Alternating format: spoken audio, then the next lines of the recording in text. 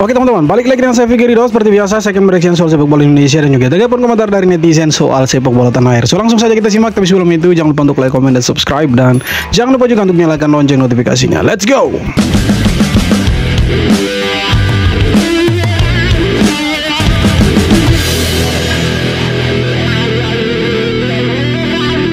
Orang-orang yang teriak Sintayong out hanya gara-gara Piala AFF itu mentalnya sama kayak orang yang kerjaannya minjem duit tapi nggak mau bayar. Kita buktiin ya, orang datang ke lu pinjem duit untuk yang pertama kali, untuk kebutuhan dia, kemudian lu kasih, dia akan berterima kasih, bahkan dia akan bingung gimana nih gantinya. 2 kali dia pinjem duit dan lu kasih, dia akan berterima kasih, tapi dia akan anggap lu baik. 3 kali dia datang ke lu untuk pinjem duit, dia sudah mulai terbiasa. 4 kali dia pinjem duit dan lu kasih, dia akan ketergantungan sama lu. 5 kali dia pinjem duit dan gak lu kasih, dia akan marah sama lu. Lu di luar ekspektasi dia. Begitu juga dengan orang yang teriak Sintayong out hanya karena AFF. Lu minta apa? 16 besar Piala Asia dikasih, 4 besar Piala Asia U23 dikasih, lolos ke Piala Dunia di round 3 dikasih, lolos otomatis di Piala Asia 2027 dikasih, naik peringkat dari 170 lebih ke 125 dikasih. Dan sekarang misalnya lu nggak dikasih Piala AFF dan lu marah teriak Sintayong out, lu ngelunjak. Sekarang lu bilang Sintayong out, gantinya siapa? Ada yang bilang Jurgen Klopp atau pelatih-pelatih hebat Eropa. Budget mereka berapa? Sintayong itu paling 1 bulan itu 1 miliar sekian lah. Pelatih top Eropa itu puluhan juta dolar. Budget PSSI yang kemarin 665 miliar yang dipakai untuk 1 tahun itu bisa untuk bayar cuma pelatih doang. Terus nanti pembinaannya bagaimana? Itu yang mereka tidak tahu. Mungkin maksudnya tidak sampai ke situ pemikiran mereka. Tapi kalau kita lihat ya, kenapa STY itu didesak untuk juara Piala AFF? Mungkin ya selama ini ada yang mendorong ya orang-orang di PSSI supaya ya ayolah berteriak ke Sintayong supaya dia lebih serius menangani AFF dan juara Piala AFF. Tapi ya kalau menurut saya kita harus objektif. Sekali lagi kita harus objektif menilai persoalan ini. Karena ini masih isu dan ya bisa saja ini ya isu liar yang berkembang di masyarakat. Tapi apapun narasinya ke depan ya kita harus tetap objektif menilainya. Ya apapun hasilnya nanti ya kita harus tetap dukung timnas ya, supaya timnas itu ya lebih berkembang, lebih bagus lagi. Dan saya pikir orang-orang yang selama ini punya narasi-narasi positif ke STY maupun timnas Indonesia ya mereka mau kalau timnas Indonesia itu jadi lebih baik dari sebelum-sebelumnya. Cuma itu sih sebenarnya. Gua akhirnya tersadarkan Vietnam, Indonesia, Myanmar punya peluang yang sama untuk bisa menjadi juara grup B. Tanggal 21 akan menjadi game yang seru dan sangat menentukan untuk hasil di grup B ini. Vietnam akan bertemu dengan Myanmar dan Indonesia akan menghadapi Filipina. Jika Vietnam berhasil menang melawan Myanmar, Indonesia hanya butuh 1 poin atau hasil seri saja melawan Filipina. Kalau dari hasil konferensi pers kemarin, Sintayong ini bilang bahwa dia sudah menyiapkan tim untuk match semifinal Piala AFF nanti karena dia percaya timnas Indonesia akan lolos ke semifinal. Gue juga yakin bahwa timnas kita Indonesia akan lolos ke semifinal. Tapi kalau kita berkaca dari match kemarin Filipina melawan Vietnam, ini kita nggak usah ngomongin menang dulu lawan Filipina. Bisa cetak gol dulu gak nih lawan Filipina? Pertanyaannya itu, Vietnam aja kemarin butuh menit 90+7 baru bisa jebolin gawang Filipina. Karena kalau boleh jujur, gue juga sedikit deg-degan nih bisa cetak gol atau enggak nih nanti lawan Filipina kan. Tapi kalau misalkan pahit-pahitnya Indonesia kalah lawan Filipina terus Indonesia gagal ke semifinal, ini berisik banget nih pasti Sintayong out nih. Kan pasti lucu dipecat gara-gara gagal di Piala AFF. Katanya regenerasi, kok targetnya dituntut juara?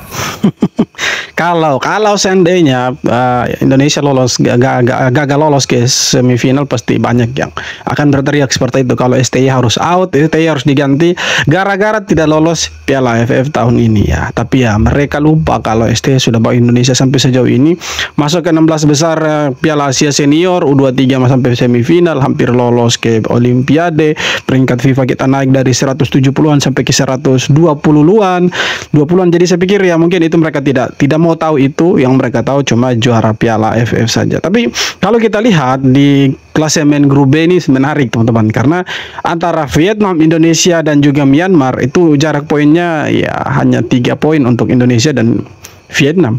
Kemudian untuk Indonesia dan Myanmar poinnya itu sama teman-teman. Nah kalau besok kita bisa mengalahkan Filipina, kita ya, pasti lolos ke semifinal. Tapi kalau kita tidak bisa mengalahkan Filipina, maka sorry to say kita tidak akan bisa lolos ke semifinal Piala AFF tahun ini. Sedangkan STY ya dia sudah yakin sekali kalau timnasnya itu harus lolos, pasti akan lolos ke semifinal. Dan ya kita doakan saja yang terbaik untuk timnas kita. Semoga ya tanggal 21 mereka bisa menampilkan yang terbaik dan mereka bisa menang lawan Filipina dan Indonesia bisa masuk semifinal Piala AFF teman-teman. Bro, ini sih lumayan bikin heboh ya. Video wawancara Coach Choi di channel YouTube Timnas Indonesia ternyata subtitlenya nggak sesuai. Wajar. Siapa yang edit dia punya subtitle? Aduh, kocak. Wajar sih kalau netizen itu langsung rame. Soalnya udah banyak yang nangkep vibes-nya kok kayaknya beda ya. Gua rasa tim media timnas itu kudu lebih serius dan teliti lagi soal detail kecil kayak gini. Iya, betul. Jangan salah. Hal-hal kayak terjemahan yang nggak pas itu bisa bikin pesan jadi melenceng. Apalagi ini wawancara penting kan, dimana banyak fan timnas itu pengen tahu insight dari staf pelatih, ya nggak? Kita tahu lah, Coach Choi itu kan bukan orang sembarangan. Dia punya peran besar dalam perkembangan pemain timnas. Tapi kalau info penting kayak gini di transfernya asal-asalan, gimana audien bisa ngerti maksudnya? Padahal nih ya, netizen kita itu udah lebih peka dari detektif. Salah dikit langsung diciduk rame-rame. Ya sebagai fan, kita itu butuh konten yang jujur, rapih dan berkualitas dari tim ofisial. Kesan profesional itu penting bro, apalagi buat ngebangun kepercayaan. Kalau gini terus sih malah bisa jadi bahan cibiran kan. Padahal tanpa perlu pencitraan dari media, netizen bakal apresiasi kok sesuatu yang bagus dari PSSI. Iya, betul. Jadi buat tim media timnas, ayo dong upgrade lagi kualitas konten. Fan timnas itu udah keren, support mereka itu luar biasa. Tinggal dibalas dengan ya konten yang layak dan berkualitas, yang jujur.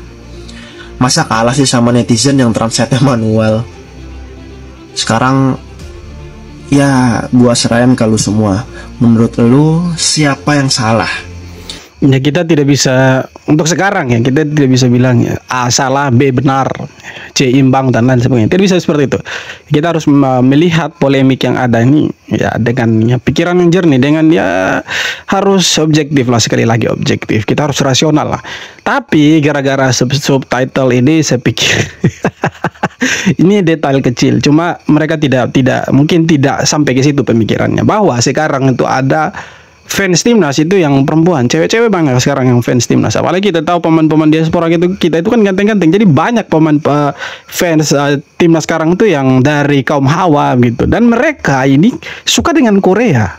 Sudah pasti mereka pasti paham lah setidaknya dengan bahasa-bahasa Korea Selatan. Jadi saya pikir kalau hal semacam ini tidak bisa diperhatikan sama tim medianya PSSI atau timnas, ya agak berat juga. Maksudnya ya ayolah, tidak perlu pencitraan, tidak perlu yang babi bu bebo. Netizen tahu perkembangan timnas seperti apa, tidak perlu dari channel YouTube-nya Timnas Indonesia atau mau dari manapun, karena sekarang eranya itu keterbukaan, media di mana-mana, semua media itu menyajikan tentang timnas, ya kan. Sekarang saja yang berita-berita politik kan, TV-TV swasta yang selalu bahas politik kan sekarang sudah apa, bola timnas, ya kan.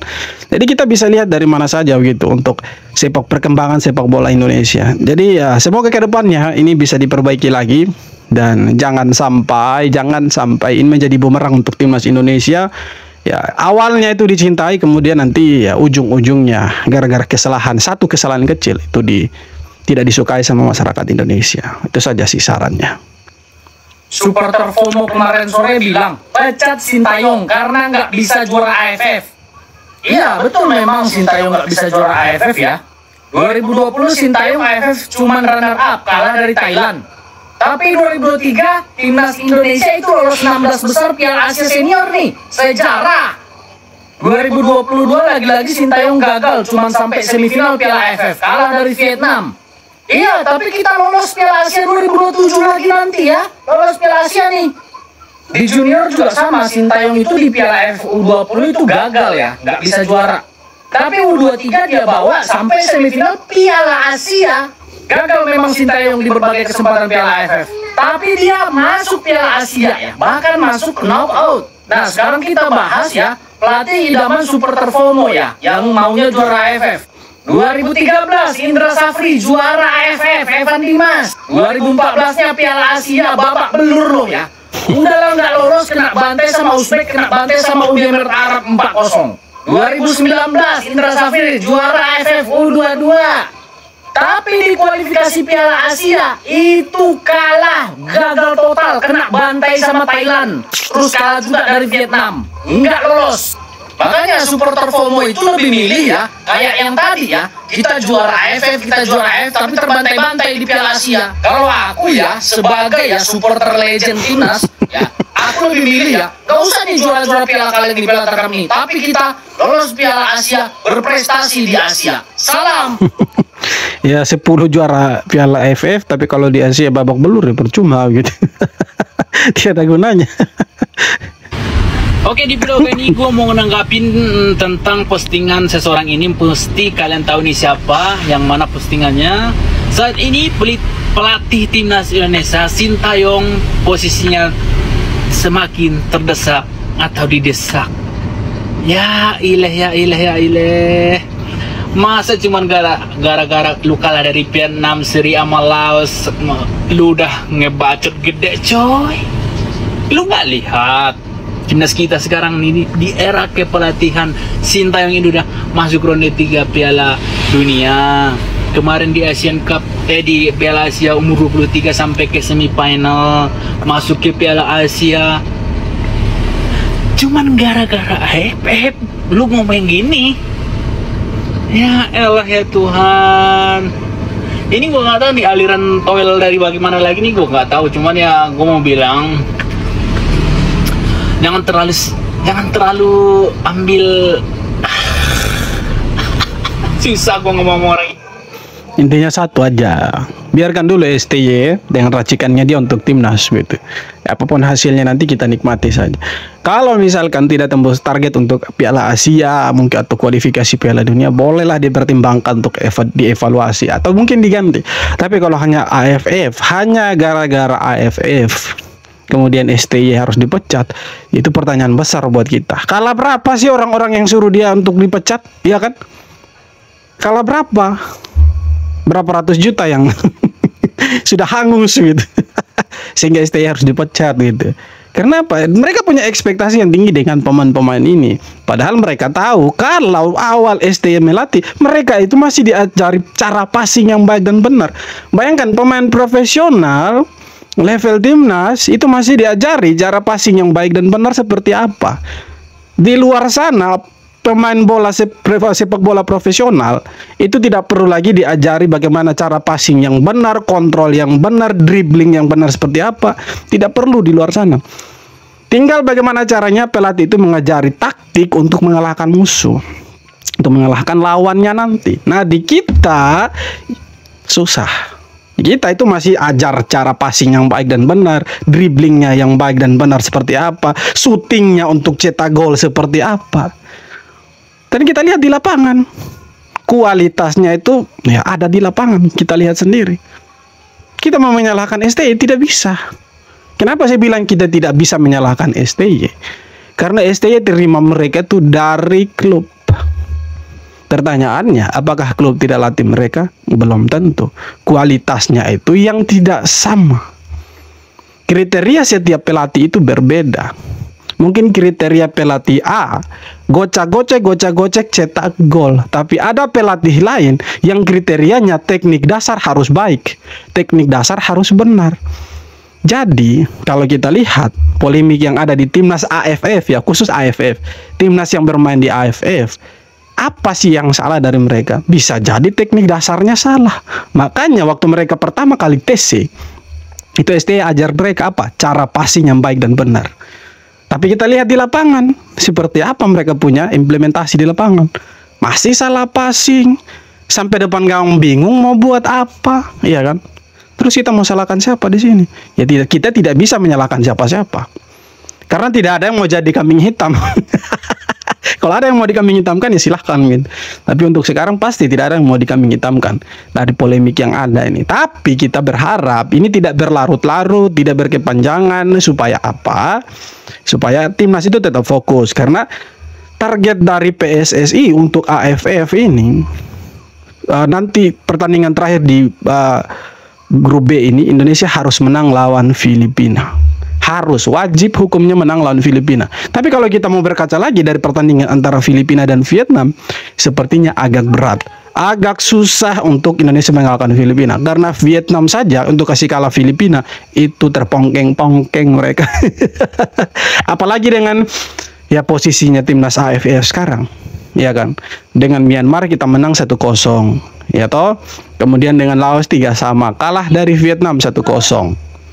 Semoga kita masih, ya ini semoga teman-teman masih ada harapan lah kita untuk lolos ke semifinal nanti, dengan catatan Vietnam dan juga Myanmar bermain imbang atau Vietnam itu kasih kalah Myanmar, dan Indonesia wajib menang lawan Filipina. Tidak bisa tawar-menawar untuk lolos ke semifinal. Itu harus, teman-teman. Jadi kita berharap mereka nanti tanggal 21 itu bermain bagus dan bisa ya cetak gol lah, setidaknya cetak gol dulu lah, jangan berharap menang. Bisa cetak gol setidaknya 2 atau 3 gol atau 3-1 lah kemenangannya. Nah, di situ kita sudah bisa ya, oke lah, bisa ketemu Thailand nanti. Kita bisa ketemu Thailand di semifinal. Karena kita posisinya runner up ini di grup B. Kalau kita lolos sebagai runner up, maka kita kan ketemu Thailand sebagai pemuncak grup di grup A. Dan Malaysia, kalau Malaysia tidak akan lolos sepertinya karena mereka ada di peringkat 4 itu. Kalau bukan Singapura, ya pasti si Vietnam akan ketemu Singapura kalau Singapura yang lolos. Nah, sedangkan kita Indonesia harus berhadapan dengan Thailand. Apakah kita akan bisa masuk final? Tergantung apakah bisa mengalahkan Thailand di semifinal atau tidak. Kan seperti itu. Oke teman-teman, jadi itu ya beberapa video dari netizen soal timnas AFF yang lagi dalam polemik. Ya sedikit lah. Bukan pemain timnasnya, tetapi isu-isu yang beredar di media yang membuat kita gerah. Tapi kita harus tetap objektif menilai, harus berpikir rasional bahwa sepak bola kita memang harus seperti itu. Kalau tidak seperti itu tidak rame. Memang harus seperti itu. Ada bumbu-bumbu dapurnya yang asin-asin, ada yang manis-manis, itu baru seru itu. Oke, jadi itu dia teman-teman beberapa konten dari netizen untuk sepak bola kita. Jadi seperti apa tanggapan kalian? Silahkan tulis di kolom komentar, dan terima kasih banyak sudah nonton video dan sampai akhir. Kita jumpa lagi di video-video berikutnya. Hormat.